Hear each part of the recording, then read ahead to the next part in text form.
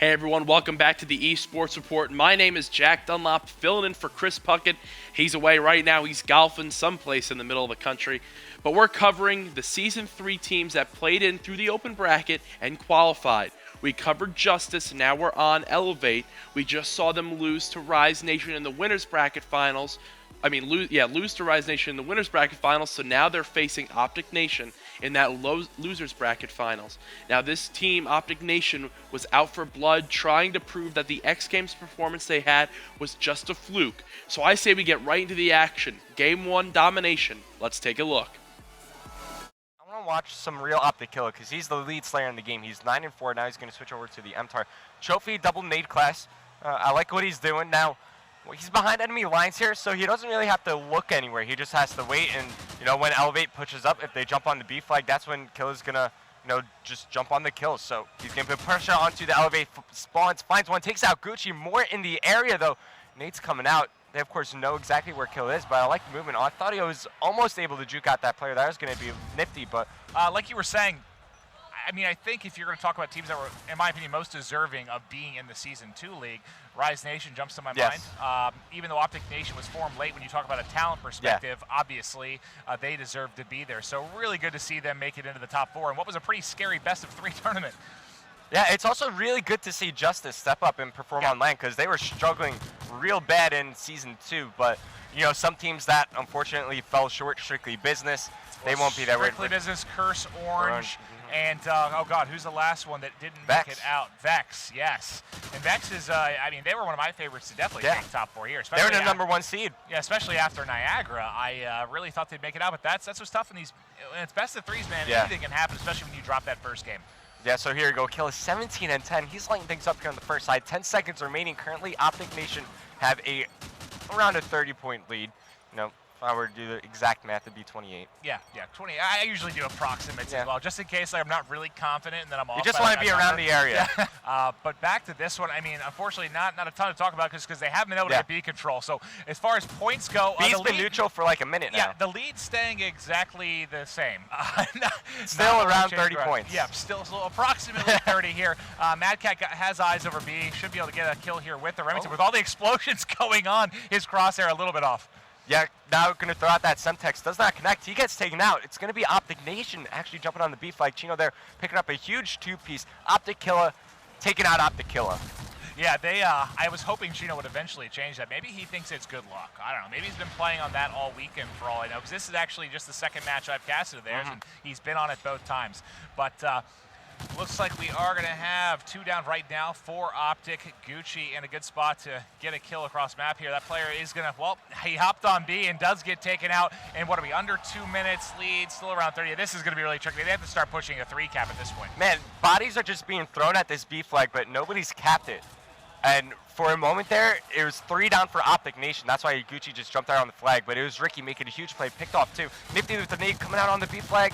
Finds one, nice shots, can he get the second? Not in time, it's gonna be Ricky with the team kill onto Embos, but here comes Nifty continuing to do damage downrange. Oh wow, almost took out Killer right there. Check Mad Cat real quick. He was running, he cannot be having AR right now. No, it's desperation time, you need to have 4 subs out. Yes, he should have had 4 subs in my opinion the entire game, but having an AR when you need to really be pushing the issue for a 3 cap, you need that speed.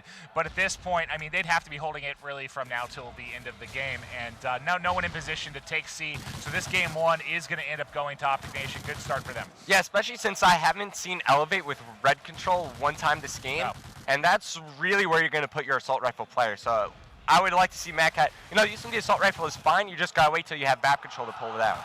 Yeah, Dom, I got to think, not as big of an issue in Blitz, but especially in S&D too. Red control is huge. Usually you end up having kind of a 2v2 battle, a little bait and switch going on, trying to push into red, because if you can get control there, just so much you can work with from that spot. But final 30 seconds to go here, and we can just take a look at the KDs just to see who really kind of went off. Looks like the real Killer, +8 right now. Everyone else in and around even or pretty heavily negative.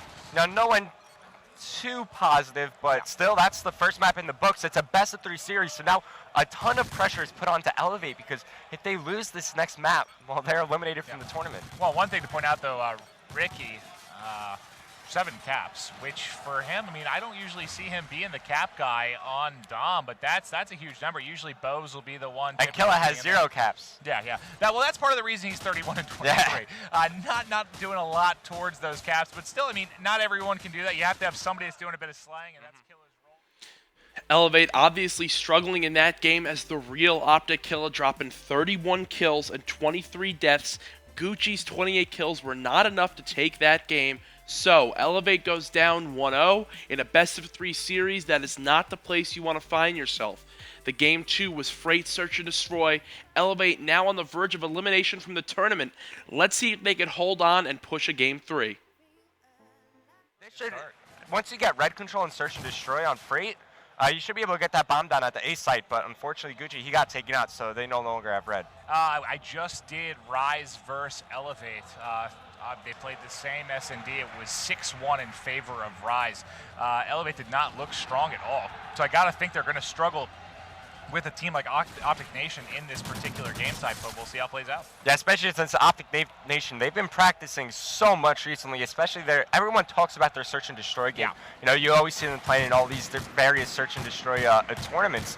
Looks like it's going to be a similar strategy from Elevate here. Gucci with the double smokes, just going to smoke out over near B Dom, as well as the red alley, but he's going to take a different route. So last time he jumped into mid-level red. This time he's going to try to go through fire alley. Oh, catches this Optic Nation player with a nade in his hand. That is so unfortunate for Embos. Yeah, that's a tough death there for him. It's going to be a 2v3 here in. Whoa! Wow, gets okay. picked there. Ricky Remington able to pick the head off the glitch there.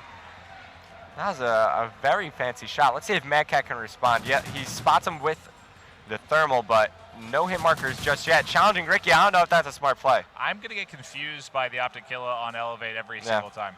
Very happy. But on here with Imbos, he's going to be moving up to these mid-tracks. Does have the Remington. One player got across. He should have an easy kill here. Going to pick up the assist. Ricky will get the 2-piece. That was weird. You know, usually when you get that close to wood, you're not going to cut in front of crates like that. You want to go through bottom wood. You want to go to top wood. You want to get further behind enemy lines. He's kind of near mid-map in no man's land, and free kill there from Embos. Nifty last one alive. It's a 1v3. Bomb was just planted at the A site. Optic Nation have a great spread around the map. Nifty, he's dead. Yeah, Nifty found himself, a 1v2 last round, now in a 1v3. Just a smoke on defense could be pretty interesting. He's actually going to find action underground. Well, smokes have been the big reason why, it's part of the reason why TCM, they have a different play style than a lot of the American so teams. Annoying. But watching their play on Warhawk, like Warhawk Blitz, for example, they're like strong arm throwing smokes across map. Just listen, we had to listen to him with FaZe Black. It was driving them absolutely insane. It makes you so paranoid because when you throw smokes over you kind of figure, okay, why are they throwing the smoke? Because they're going to be pushing through it. So it really slows down the other team. I was even talking to the Cursed Black guys after their series. They were really frustrated with the smoke grenades. Yep, but credit to TCM. They're getting under team skins. They found themselves, playing in the losers bracket finals right now, so they have a chance to make it here. But I almost feel like we should warn any American team, be prepared for smokes. Yeah, everybody kind of knows what to expect, but the real question is, how do you counter that? You don't.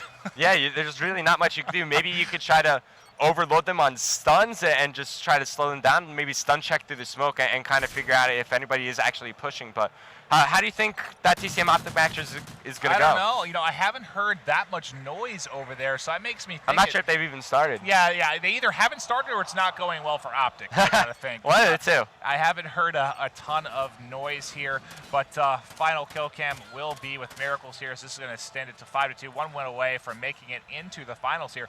Now, TCM versus Optic, that's going to be a sweet match. I want to see TCM take it. I kind of do too, just because, I know that Optic winning is fantastic for the eSport. I understand that, and I like all the guys on Optic, but you got to be a fan of the underdog story to some degree, and to make this push, never make, a top 11, and now they're playing for top 2 right now. That's crazy. And Optic Nation in complete control of this game. They're going to close it out, winning 6-2 over Team Elevate. They are going to advance to the grand finals of the Season 3 playing tournament live from MLG Anaheim. Take a look at this scoreboard. Embos 9-4, 9-3 from Miracles. After that, Ricky 6-6. Killa, he's only 1-6, but it doesn't matter. His teammates Embos and Miracles. I don't know where those S&D skills were. Now, Optic Nation taking that freight-only series, really just shutting down Elevate.